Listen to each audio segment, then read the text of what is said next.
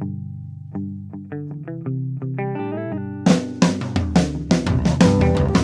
only real God is the one that you believe in. Start looking for the God in others. And if you find you're tuning into a wave, well then I don't know much about being saved. Hello, everybody. Hello, friends. Welcome into another episode of Spiritual Philosophy Chatter with the Joneses. I'm Danny Jones. And I am Samantha Jones. And this is episode 186. 186. What are we doing today? This is Becoming a Lightworker. Yay. This is what I've worked so hard the last 5 years on, and I'm so excited to talk about it. There's so much to it. It's very exciting. Very cool. Yeah. Anything you want to recap on from last week? Yeah, so last week we did our spiritual connection to nature. And on that show, I did a reading for my brother-in-law, Jared, who's for his best friend that had just killed himself a couple weeks prior. And so my sister Amanda put this up in the group. She says, "Thank you so much for the reading on Matt last week. You sure hit the nail on the head about his childhood with Jared. They were always getting into mischief together and loving every minute of it. Hearing from Matt gave Jared a little peace of mind and wonderful connection to his longtime friend. Thank you for what you do. You are amazing, and I love that you use your abilities to help others." Wow, So that's sweet. Thanks, Amanda. Appreciate it. Very cool. Yeah. And then, that's all I have from last week. Let's get into our questions that we do every week. Okay. This is also from Amanda, but a different Amanda. We have like 3 of them. This Amanda Murray? Yes. Ah. Yeah, this is from Amanda Murray. Okay, she said, "What are your thoughts on fairies, elves, gnomes, etc.? Do you believe in them? Have you ever had an experience with them?" I believe that they're real, but not in this plane, if that makes sense. Mm-hmm. I don't know. Yeah, I have never seen anything like that. I've seen orbs that could resemble fairies, but no, I've never seen anything like that. I've never had my mom or any of the other spirits on the other side talk to me about this topic. Right. The only thing that I know about it is because of Dolores Cannon, that she talks about it a little bit, and I'm assuming Convoluted Universe. Yeah, and kind of, if I remember correctly, that's kind of the explanation. Really, is that it's like a different plane. It's not visible like we're visible. I think if you probably were in a certain frame of mind that your vibration was very high, you might be able to see those types of things, possibly, if they're on a different plane. But, yeah. The way they also explain it in her book is that they're very good at eluding, and that's on purpose. I'm sure, yeah. Yeah. But I would maybe Google Dolores Cannon and the fairies and gnomes and that, because she does talk about it. Mm-hmm. So maybe you could hear what she has to say. Because as for me, and it sounds for Danny too, I don't think we really know. I think we think that, it's possible. Anything's possible. That's where I go, really, with the whole general concept is I think anything's possible. Yeah, absolutely. I think that there's legends of things that we hear about throughout time, and I don't think certain things have lasted the test of time because they're fake. Yeah, for sure. And that could be dragons. Unicorns. Or the winged horse, but yeah. And then what's mermaids. The other mermaids and the other thing, but they get into a lot about these things in her books too, about half man, half horse. Oh yeah, idea. Yeah. Mm-hmm. Yeah, that's good Dolores Cannon stuff for sure. So sorry that we can't answer that question any better, but I love that question. Trying. Yeah, exactly. I'm like, I still want to talk about it. Ponder it, yeah. And you know what? If there's any listeners that do have like an opinion on this and want to share it, message us with it, because I'd love to hear a cool story about it. Absolutely, that would be cool.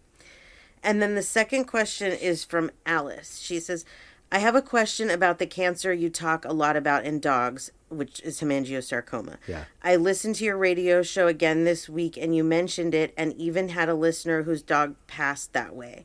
Why do you think this cancer is so common? And as a dog owner, is there anything I can do to help prevent my dog from getting this cancer?" That's a great question. I didn't know about hemangiosarcoma until it hit me smack in the face. Yeah. I was a vet tech before. I didn't see it in the veterinary hospitals when I worked in them for a couple of years. But this cancer, what happens is most of the time you do not know it's there. The dog that I had that had it, she was 6 years old. She had just been in for the old dog blood work, senior dog blood work, and everything came back fine. So we assumed everything was fine. And then one night we took her and our other lab out to our storage unit, and they were playing around while they were there. Got them back in the car, and she couldn't get out of the car. It happened that fast. Is this prone to all breeds or particular breeds? Labradors it's very common in Labradors. And I know that a lot of the large breed dogs is what I see it in my work. Huh. I don't see it so often in the smaller breeds. Right. Not really sure why, but Well, it's not necessarily a genetic. it probably is. I mean, I'm not really I mean, sure. like only one strain, then that would No. mean like genetic. But No, they lots and lots of dog breeds have it. It's just for me, it happened in a lab, and I do see that, and people that post about this a lot of times it is labs. So, but yeah, large breed dogs. But this cancer, so it comes on really fast, and what it is a tumor on the pancreas, spleen, liver, something around there, and the tumor ruptures for whatever reason. Maybe like with my dog Sierra, they're playing, or they're under stress, or whatever it is. It causes it to rupture, and then they bleed internally. And so they have to try to go in and get that tumor out and stop the bleeding before they bleed to death. And that happens very, very quickly. Yeah. So this cancer is really common. And I don't like to scare people with it, but I think that we should watch out for it. I think that there's things that we can do to keep an eye on it. And one of those is, as your dog gets older, doing ultrasound on that area, maybe once a year or whatever, to check isn't a bad idea. Right. Just to see for your peace of mind if that's something, that would help you have peace of mind. Yeah. As far as like, how do we prevent this and why is it happening so much? Those are great questions. And I wish that I had, physical evidence, proof of why this is happening. Right. Is it in the air? Is it in the water? Is it in the food? What is it? I think it's I think everywhere. It's a combination. Yes. I do believe that vaccines are a part of our problem. I do believe that inbreeding is an issue. Yeah. If you get a purebred dog, you're probably more likely to deal with this cancer because I do think that it is genetic to a certain extent. So I can't say there's anything that we can do to prevent it. I think it's just something we have to do our best. I don't like to vaccinate our dogs except for rabies because that's required by law. Yeah. So cutting those things out. With these dogs compared to what I did with Sierra, I have completely cut out. They do not have anything that's not natural.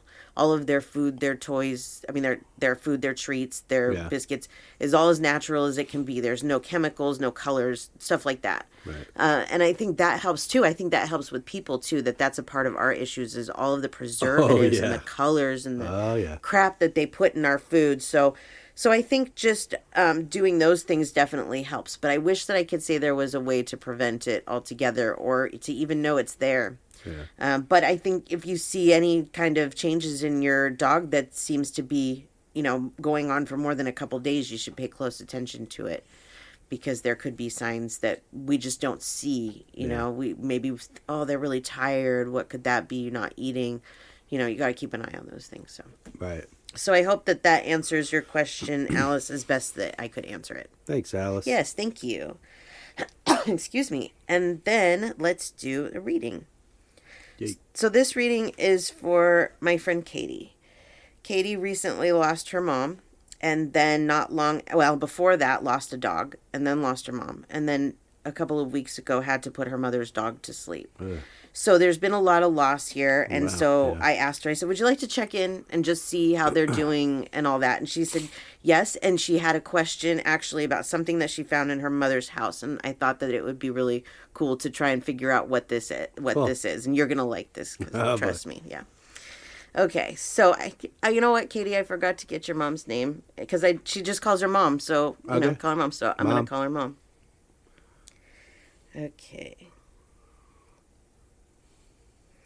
Okay, so when I connect to her. She is with Meggie, and Meggie is the dog that had to be put to sleep. I have a picture of Meggie when she was a little tiny puppy. Cute. Yeah, she was about 15 years old when she passed, and all white in the face. Really? Yeah, and she was light brown, so yeah, went totally gray. 15's good life. Yeah, it is, definitely. So Mom wants to thank you so much. She knows that this was not easy for you.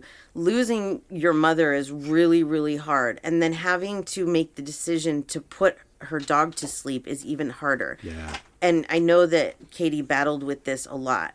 But your mom wants you to know that you did the right thing and not to second guess your decision. That these things that Maggie was showing, a lot of them were like doggy dementia and stuff like that. But a lot of these things were to show Katie, I'm ready to go. Because she really doesn't have any way to say that except through me. And I don't really want to tell somebody when their dog is still eating and, acting somewhat normal, oh, you should put your dog to sleep. Right. So, but things were just getting worse and worse. And yeah, so your mom is really, really thankful to you for taking Maggie in. And she says to tell your husband she is so sorry for the carpets. Oh, no. Oh, yeah. They had a lot of... Maggie had some accidents. Had some accidents, yeah. So, yeah, she says she's sorry about that, but very thankful to both of you for giving Maggie that time. She didn't adjust, was a part of the problem. When Katie's mom passed, she didn't adjust to living with them. And they have another dog, and it wasn't going well. It was just the right thing to do. Right. So she doesn't want you to second guess that decision. Now, let's talk about what you wanted to talk about.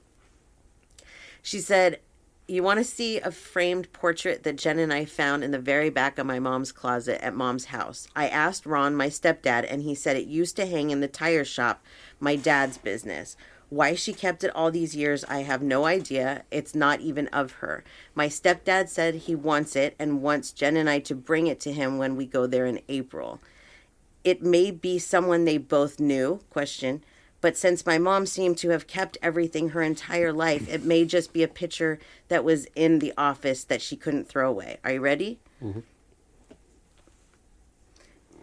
It's a naked picture of a woman. But it's classy. It's classy. It's a nice picture. Yeah, it's nicely black and done. white. Mm-hmm. It's old. I would say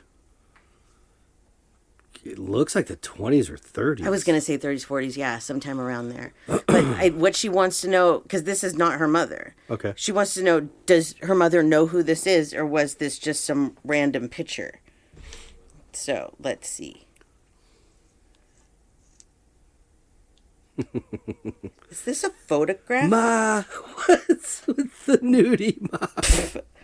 Okay, I need you to do me a favor as an artist and tell me if that is a photograph or a painting, because to me that looks like a painting. Can I zoom in on this? Yes, I do not think that... No, this is a photograph. Is it? Okay. Yeah. I do not think that they knew this woman. I think they just found it to be a classy picture. Right. And it wasn't somebody that they knew. Why she kept it all those years? Because she was a pack rat and didn't get rid of it. It was just one of those random things that she really forgot that was even there. So I don't feel like there's really a big story behind it. Why your stepdad wants it, okay. Give it to him. She's not really too worried about that. Yeah. But yeah, so you can throw it away, or if you want to hang it in the bathroom, hang it in the bathroom. And there's something written on both sides of the bottom, Yes. and I can't really read what that says. That's why I was wondering. One of them's like a name, but the other one looks like a name too. That's why I was wondering if it was a painting, because it looked like it might have been like an artist's signature or something. Well, the photographer is still the artist. Yeah, absolutely, sure. It just looked, yeah. Huh. So anyways, I hope that answers your question. Yeah. But yeah, it is a very pretty picture. Yeah, your mom's got good taste. Yeah, right? Okay, so then from there we shall move on to give our info. So anyways, thank you, Katie and Maggie and Mom. Thank you. Yes, thank you. So yeah, let's give our info. I wanted to talk real quick about my radio show. I've now had 3 episodes. It's been absolutely wonderful. This coming week, It airs every week, Wednesday, 10 a.m. Pacific Standard Time on voiceamerica.com on the Empowerment Channel. But you can also find it later on in the day on iTunes, Spotify, all those places.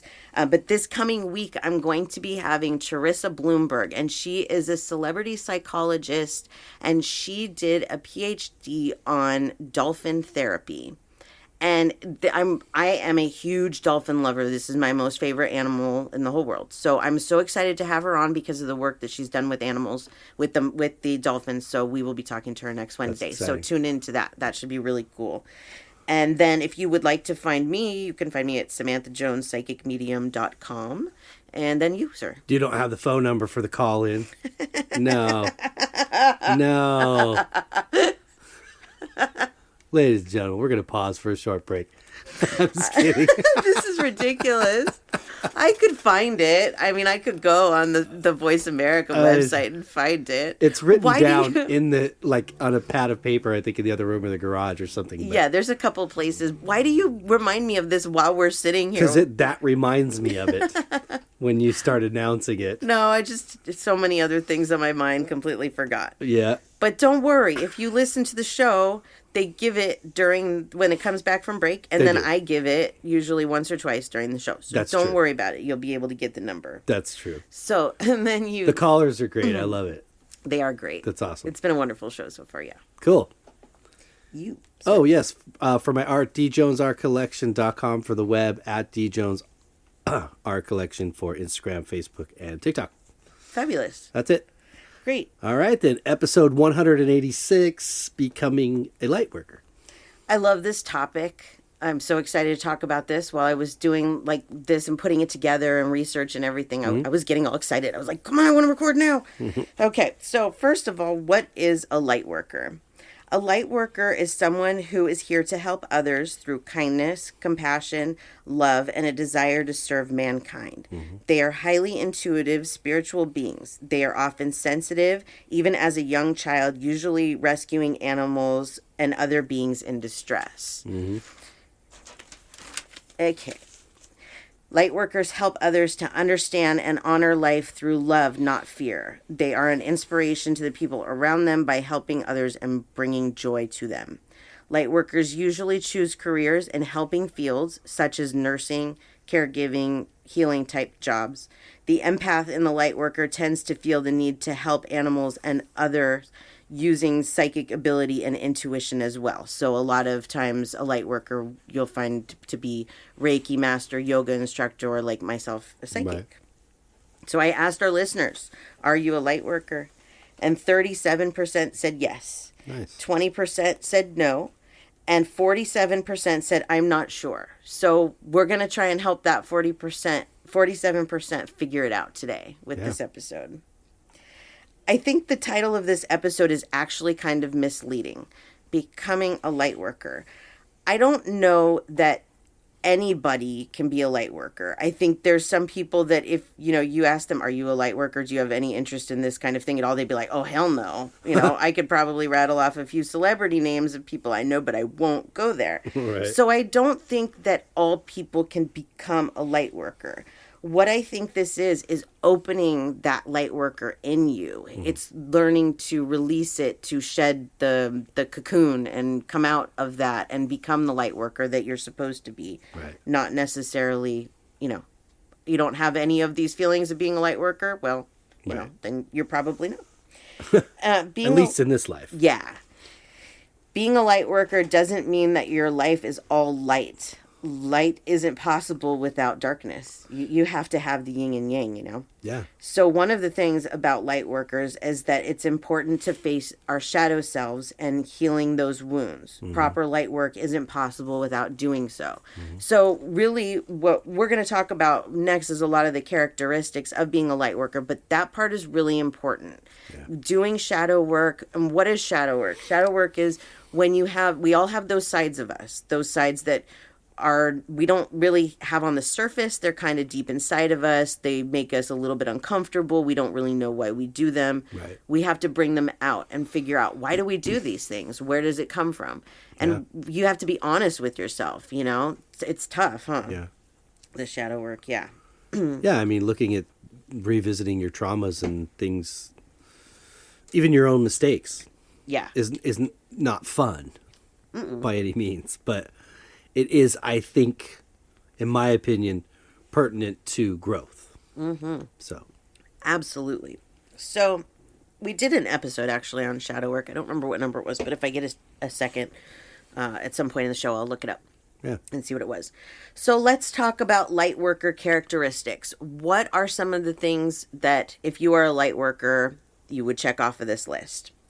First of all, is a great sense of higher purpose. You know that you're not just here to go to work and come home and take care of the family and get up and do it all over again the next day. Yeah, there's this nagging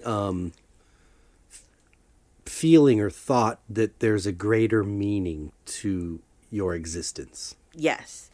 And you know what? If you are older like myself and you are just starting to realize that maybe you're a light worker, that there's nothing wrong with that. Right. You don't have to have known since you were a child that you were a light worker. Most people that don't realize it until after adolescence into your adulthood. So there's absolutely nothing wrong with that. So don't think that, I've never been this before, because you know what, I wasn't either. No, I mean, think you should be like, congratulations, you've made it. Yeah, exactly. At least this far. Yep. You've reached the other side where you see things different. Exactly, yeah.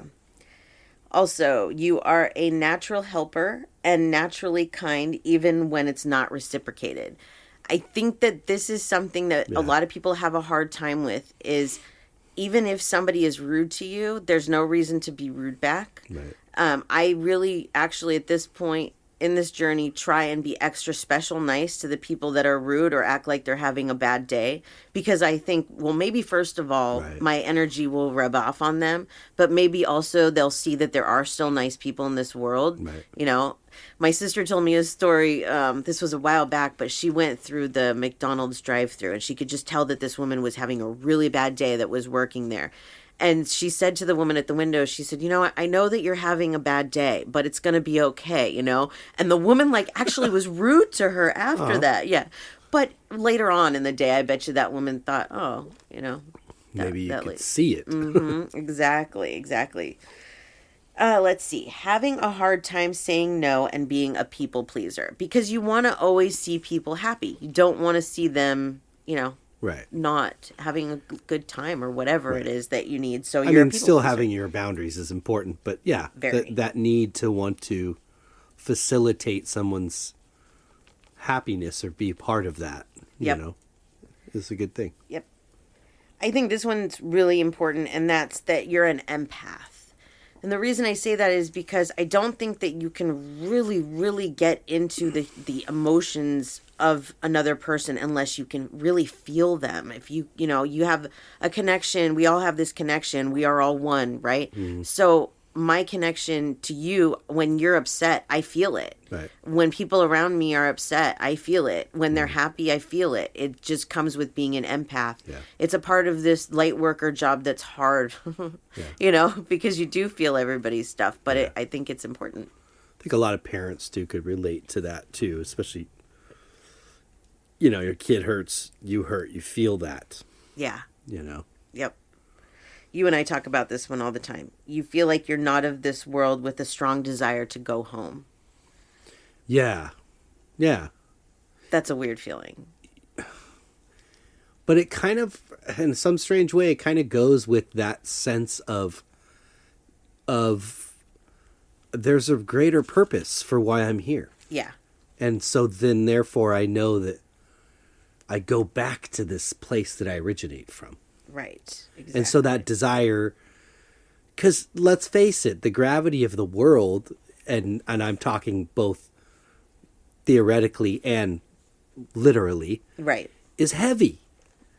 It's heavy, man, at times. Yep. And then sometimes it's light as air. It's wonderful. But there's a lot of heavy. There is definitely. I have always felt, for whatever reason, like I don't have a home. Like, not saying this isn't my home. I've said this to you before. I feel like I don't need to build roots in one place, because no place really feels like it's home. Right. And I've never understood that until recently, that there's something there, that it's because I have that strong connection to the other side, and that's home. That's what feels like, I've moved a lot in my life, Yeah. So I understand, like, I've never really stayed Yeah. in one place for a really long time. Well, at the beginning, with my mom, but Yeah, that's probably sure, the when you're a longest kid. stint, Yeah. Yeah, as an adult, I don't know, I just feel this need to, like, travel around, try different things, find, is there some place that does feel like it's home? Yeah. It's definitely a weird sensation. Yeah.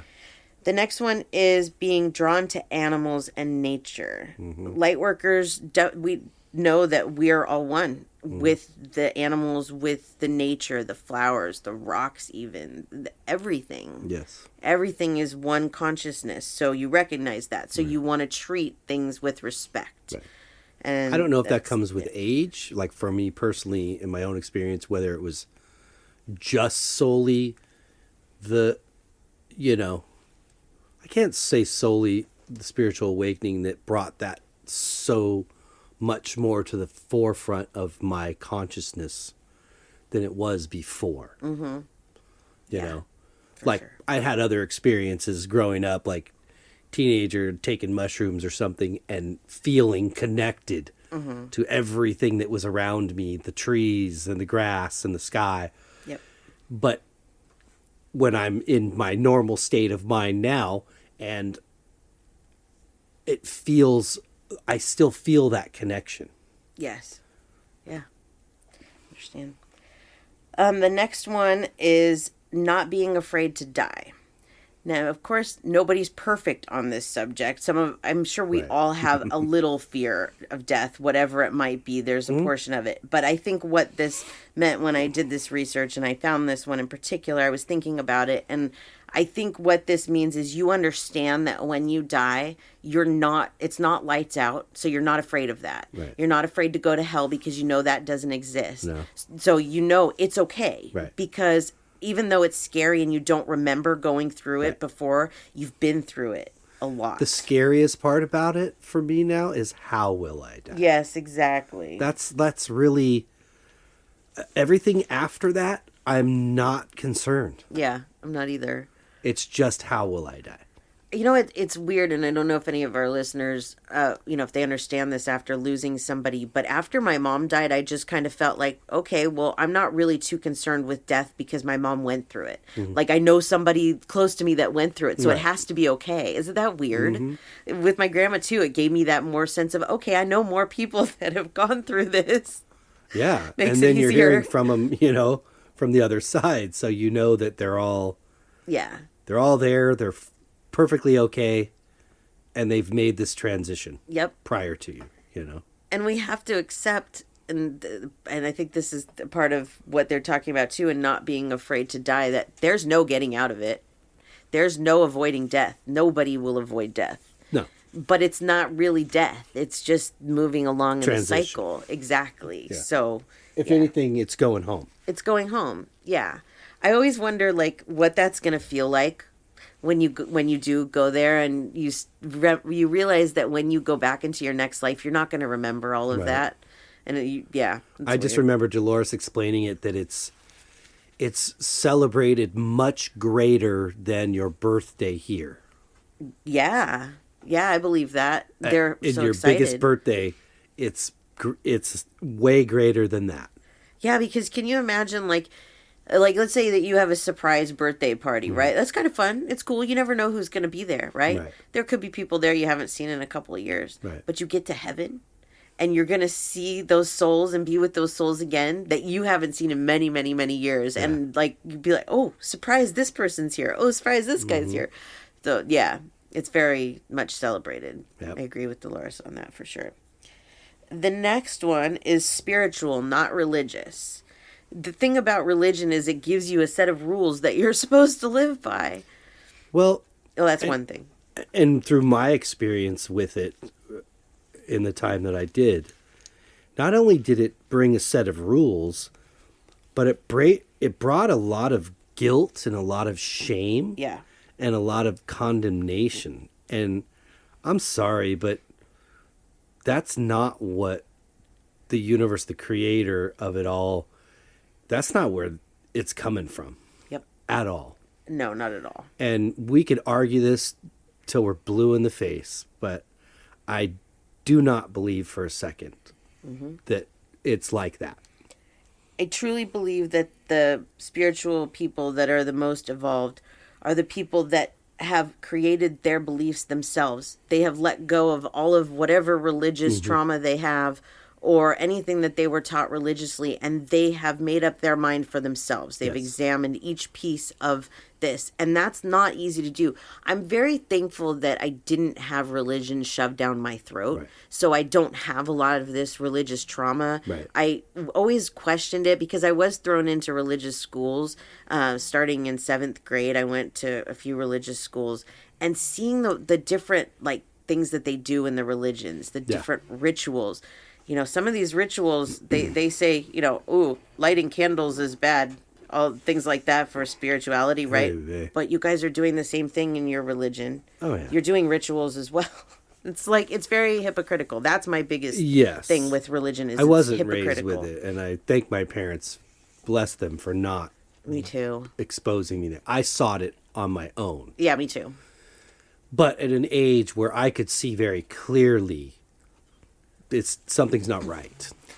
And it's the bottom line is the humans are the problem. Yeah. We're the problem, not the universe, not God or the creator, whatever you want to call it. We are the problem. Yeah.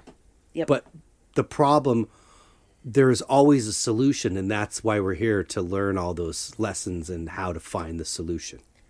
I think when you're a light worker and a spiritual person, you may gravitate at some point in your life towards religion because you want to kind of figure things out for yourself and all of that. And I did that, definitely. I wasn't baptized as a child because I wasn't raised with religion. But after 9/11, I got freaked out. I started panicking about death and thinking I'm going to hell. I don't know why. I know that a lot of people had that kind of trauma from 9/11, that it just kind of made you feel like, oh my gosh, I could die at any moment. It just was a really weird feeling. So after that, I started going to church, and I actually got baptized as an adult. And looking back now, I realized that I did that out of fear. Yeah. I didn't even really believe at that point that, all of these things that they believed. I just felt like, okay, well, maybe if they're right, I just want to be careful. Doesn't really work that way, But you know what? It's your intent. Yes. So your best friend could baptize you in a bathtub. Yes. I don't believe it takes a bishop or a deacon or a pastor or a priest or... Yeah. If that's what you believe, if that's going to help your journey, then that's your intent. Right. So you're placing it. Right. It shouldn't have anything to do with, I feel like, religion in a lot of ways is just like, here, we'll provide the 4 walls and the temple and a set of rules, and you come here and you worship and you tithe and you go home and come back the following day or the next week. Right. And it becomes sort of businessy, and it levels of authority. It's not what I believe worship is about. No. In my opinion, it has some good moments, like oh yeah, you can feel the musical kind of thing. I've felt the same feeling in those rooms as I've felt within the spiritual awakening. Yep. And all that did was because I already believed there was a creator. This just brought me to a greater understanding of absolutely now I know there is. Yeah.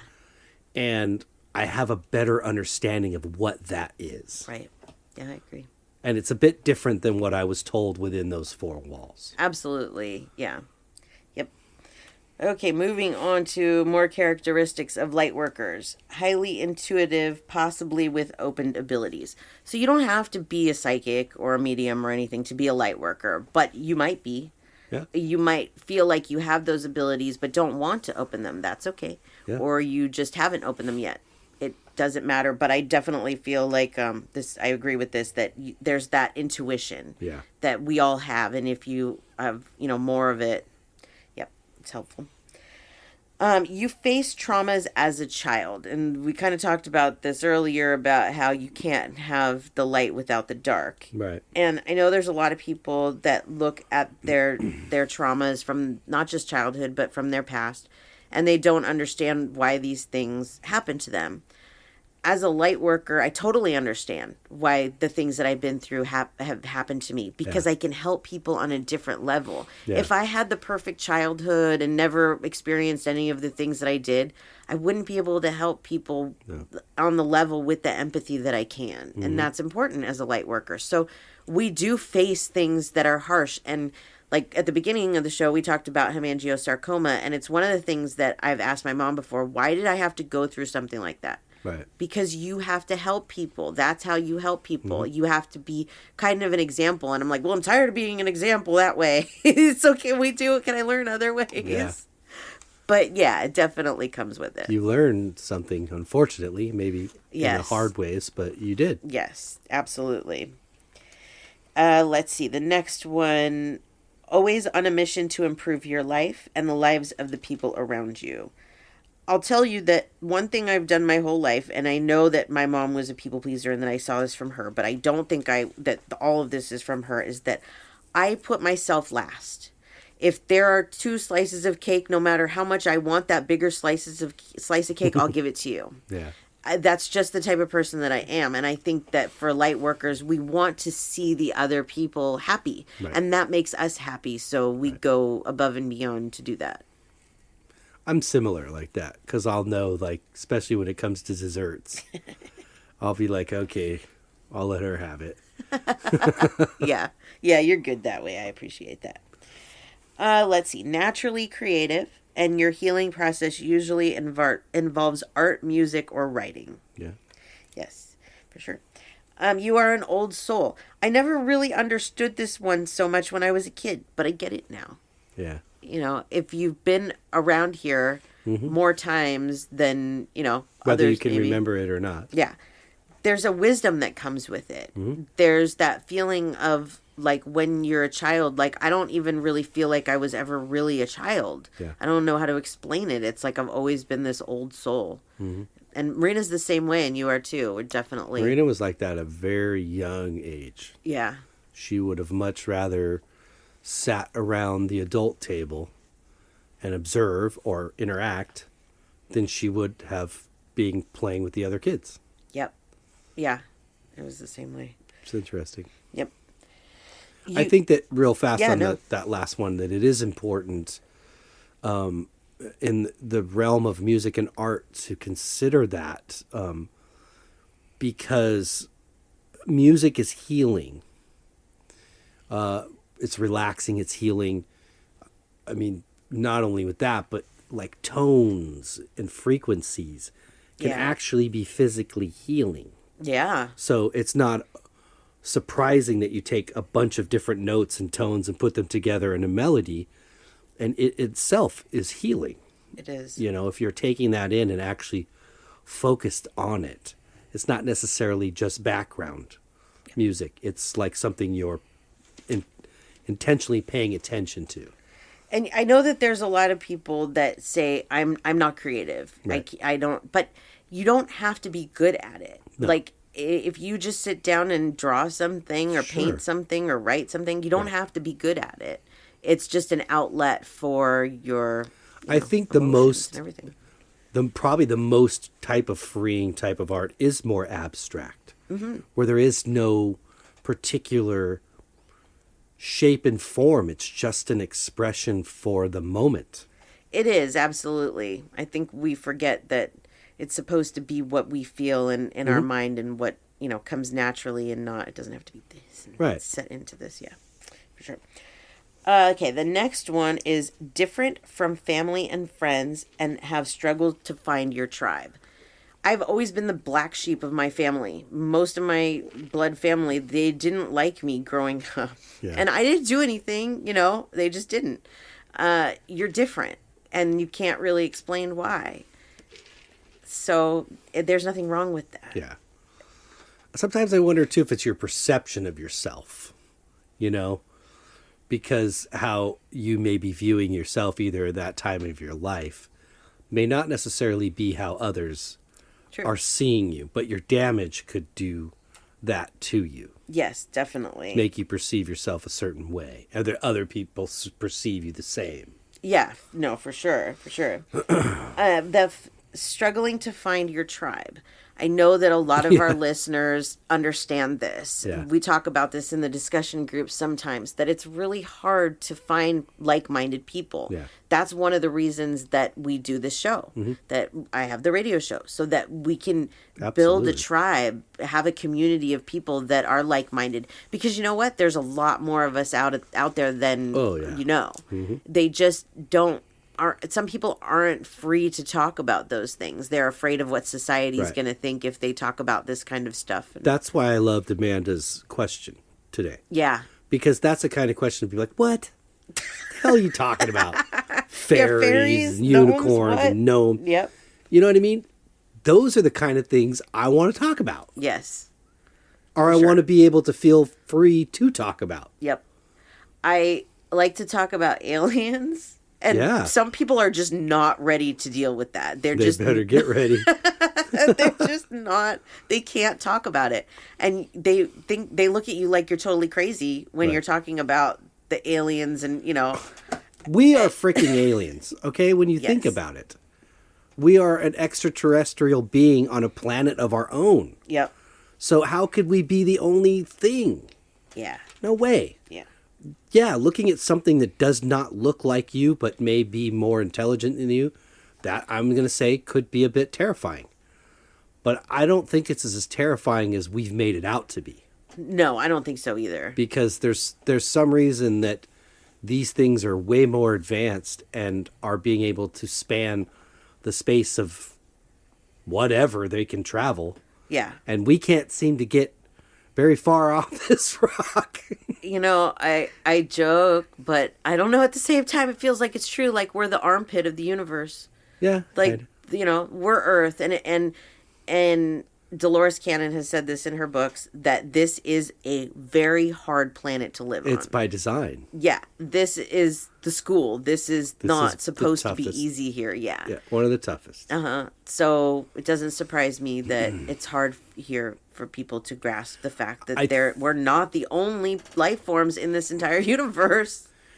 I'm not sure if she's quoted this or not saying, but we are, if not the only or one of a few that have free will.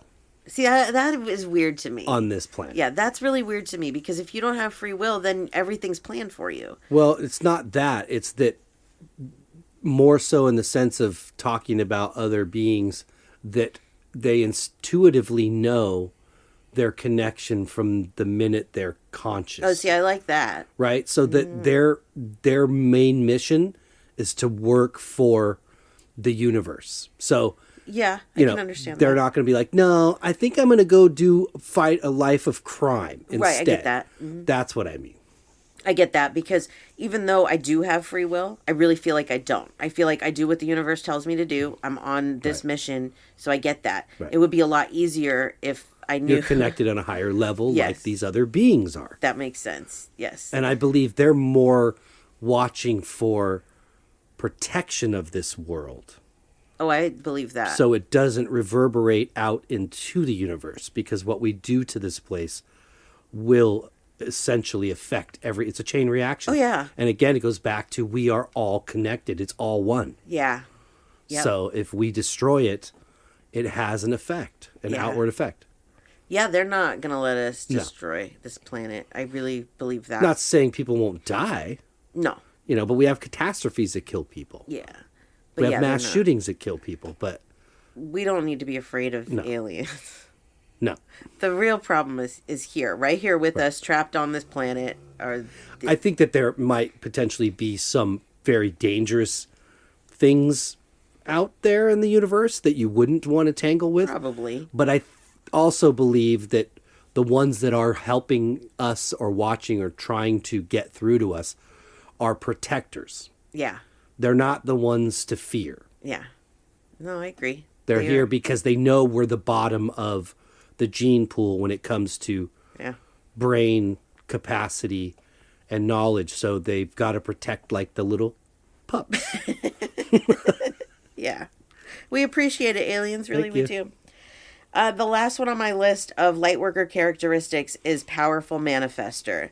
Yeah, I didn't even realize that I was a master manifester until I learned that I was a Lightworker and working on all this stuff. But I can see now, even looking back, that I was. Manifesting is all about just believing that you already have what you're trying to manifest. Right. It's, yeah. Still, it still involves work, Oh, absolutely. you know, it and involves motivation. work. But Yeah. yeah, I could say the same. Like I've created certain things in my life at certain times out of nothing. Yeah. Yep. So, if you have a lot of those characteristics, then it's very possible that you are a light worker. What does that mean? Well, it means that you are here for a purpose of helping mankind. And that's what you're supposed to be doing. How do we do that? How do we become the light workers that we are supposed to become? I think one of the big things that we have to do is be honest with ourselves about everything that happens in our life, every part of ourselves. You can't sugarcoat anything anymore. You have to look at things exactly how they are, because a light worker needs to be able to see things as they are, not with ego. It's really ultimately about shedding the ego and reaching enlightenment. Yeah. And so in order to really be a good light worker, you do have to learn to shed the ego. Yeah. And that goes back to, again, a lot of shadow work, a lot of just working on yourself, Yeah. wanting to be the best you that you can be in every way. And nobody's ever perfect. No. It's, you know, you're never going to be perfect with it. But that, I think, is one of the key parts of it, of learning to be a good light worker. Yeah. I think going through a spiritual awakening is also a very big part of becoming that light worker, which also goes back to the shadow work and all that. But the spiritual awakening is really opening up your mind to what's going on out there. Right. You have to be able to see past this, what religious trauma or whatever it is on that end. There's a lot of things you have to look past. So you have to go through that spiritual awakening. Yeah. You have to trust the universe as well. If you're, wishy-washy about it, like, okay, maybe it's the universe, maybe it's, this God that religion talks about, maybe. No, you got to pick a side. You have to trust that the universe is going to do what it's supposed to do, that you're here for the reasons that you're here for. And one of the ways that in the research that I found that everybody says, and I say this too, is meditate. Yeah. Learning to meditate, learning to clear your mind. Right. The thing about meditation, we really should have taught how to do that in school, in my opinion, because it's not really that hard. They do in some cultures. They do. Yeah. They do. Not in American culture, that's for sure. But I think like movies and TV and all that makes us think that meditation is a lot harder than it is. That we have to have like this magical little round pillow that we sit on and with our legs crossed and and that's not what it is at all. Just sitting quietly and not thinking about your problems but focusing on something else is a form of meditation. Yeah. Listening to music and clearing your mind is a form of meditation. Our mind wanders. We have to bring it back. Yeah. It's those things that help us to learn more about ourselves, be open to learning about the universe. If I don't meditate, my abilities are not up to point. They're just not on point. Yeah. I mean, they're good. They're still good. I can still work and all that. But they're much, much, much more clear when I've meditated. Mm-hmm. And I saw something on TikTok the other day that said you can't take deep breaths and still have anxiety. Like it will, once you have done the deep breathing for long enough, the anxiety will go away. You just can't physically do both. Yeah. So I think that was on that show that we watched yesterday. But yeah, I thought that was very interesting. So the meditation is absolutely really big when it comes to any of this light work, raising your vibration, that kind of thing. I was thinking something was popping in my head from kind of the previous question, but just this believing and having faith that there is a greater reason and you're part of a bigger picture But part of like the ego or shedding the ego is for me to understand that I may never know the reasons while alive, the greater reasons for this particular life. Yeah. But I will be taught why. Oh, yeah. But there is this desire or this desperate need sometimes while living, as I need to know now. Right. Oh, yeah. Why? Right now. Yep. And the truth is, I may never know while alive, but I will eventually know. Yep. And that also, sort of surrendering to, and this was like that Jonah Hill thing we were talking to, which we were watching. Yes. That I really related to was surrendering to 3 things, and I believe one of them was pain. You're going to experience pain. I don't know if it was fear. I think so. Or like confusion or something. It was fear. And the third one is you will always work. Yeah. Yeah. Whether that means like physically or mentally, you're always going to have to work. Yep. At this life. Yep. And when I can surrender to those 3 things and know that I may not know my greater purpose reason while alive, it's like breaking that wall down that of the ego that we kind of hold up as a defense mechanism throughout our life. Don't hurt me. Please don't hurt me. You know? Yeah, exactly. And that's helped me to digest that better. Yeah. You know, I really liked that show. I'm going to look up what the name of it was. It was on Netflix. Jonah Hill, he did a documentary on his therapist. Yeah. Let's see. Stutz. That's the name of his last name. Yeah.